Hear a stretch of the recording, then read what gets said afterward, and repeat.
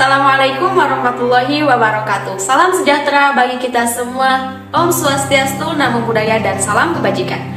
Halo, perkenalkan nama saya Hasibayani dengan NIM 212101222. Saya dari Prodi Pendidikan Bahasa dan Sastra Indonesia. Oke, sebelumnya di sini saya akan membahas tentang Pancasila sebagai sistem etika politik. Nah, sebelumnya apa sih yang dimaksud dengan Pancasila sebagai sistem etika politik? Apa hayo? Mari kita simak. Nah, sebelumnya, etika dalam Kamus Besar Bahasa Indonesia yaitu ilmu tentang apa yang baik dan apa yang benar. Etika juga ilmu tentang hak dan kewajiban moral atau yang sering kita sebut dengan akhlak. Nah, jadi etika di sini adalah suatu peraturan atau pedoman yang dijadikan acuan untuk berperilakunya seseorang. Nah, maka dengan itu hubungannya dengan Pancasila sebagai sistem politik, bahwasannya kita sebagai masyarakat ketika membuka sistem demokrasi harus bersumber dari Pancasila. Mengapa demikian? Karena Pancasila di sini itu jadi fungsinya sebagai tindakan yang paling benar untuk mencapai etika politik tersebut. Nah, kalian pernah dengar nggak mengapa sih Pancasila ini dijadikan suatu acuan untuk menilai baik buruknya dalam sistem etika berpolitik? Nah, tentu saja karena Pancasila di sini itu adalah suatu pedoman atau panduan insan di Indonesia yang dimana di dalamnya itu terdapat etika-etika atau pemikiran-pemikiran yang harus diejawantahkan oleh kita.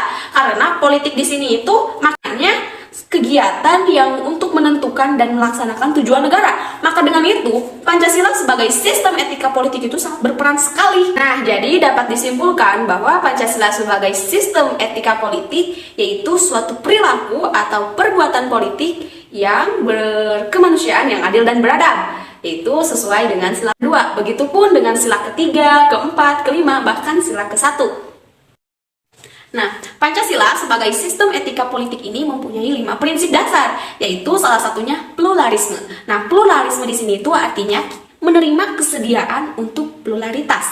Nah, artinya bahwa kita itu hidup dengan penuh kedamaian, hidup dengan penuh positif, terus bahkan kita dapat berbaur dengan warga sekitar, kita dapat toleransi, menerima perbedaan pendapat, baik adat dan budaya, dan lain-lainnya. Itu prinsip pertama. Prinsip kedua yaitu hak asasi. Nah, jadi jaminan hak-hak asasi manusia di sini itu membuktikan bahwa kemanusiaan yang adil dan beradab, yang dimana masih berkaitan dengan Pancasila, bukan? Nah, tentu saja selain itu hak-hak asasi manusia di sini itu menyatakan jadi bagaimana manusia wajib diperlakukan dan tidak wajib untuk diperlakukan.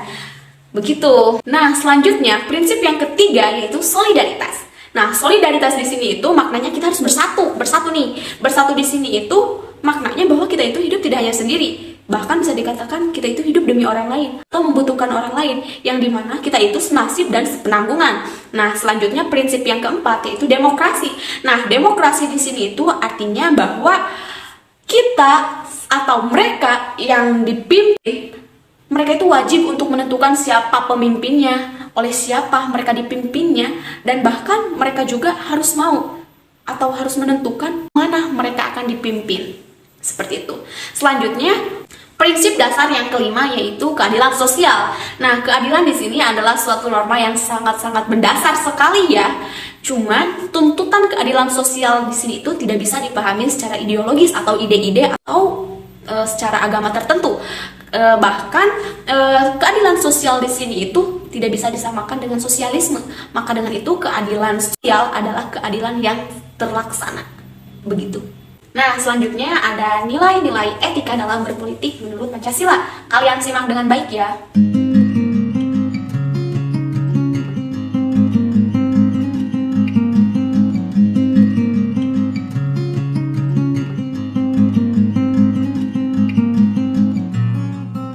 Oke, sekarang kita ke contoh ya. Contoh bahwa Pancasila itu sebagai sistem etika politik. Nah, ketika mendengar kalimat atau kata politik, saya pribadi selalu terngiang dengan kalimat kampanye. Nah, contohnya bisa dengan kampanye. Nah, jika kalian ingin berkampanye, maka berkampanyelah dengan baik, dengan tenang. Jangan sampai si kampanye itu berakhir dengan massa atau demo atau apalah sejenisnya. Nah, jadi kalau kita berkampanye dengan baik, dengan damai, dengan tenang, dengan positif dan tidak merugikan pihak manapun dan partai manapun, itu juga sudah beretika politik sesuai dengan Pancasila. Karena apa? Karena hal tersebut itu sesuai dengan sila yang ketiga. Itu salah satu contoh dari Pancasila sebagai etika politik. Nah teman-teman, selain itu Pancasila sebagai sistem etika politik juga memiliki dua fungsi nih kebetulan. Nah kebetulan fungsi yang pertama yaitu fungsinya Pancasila itu etika bagi kehidupan berkenegaraan, dan yang kedua fungsi etika politik dalam bermasyarakat. Nah sebelumnya ada beberapa pelanggaran etika politik yang mungkin bisa terjadi ya. Mari kita simak.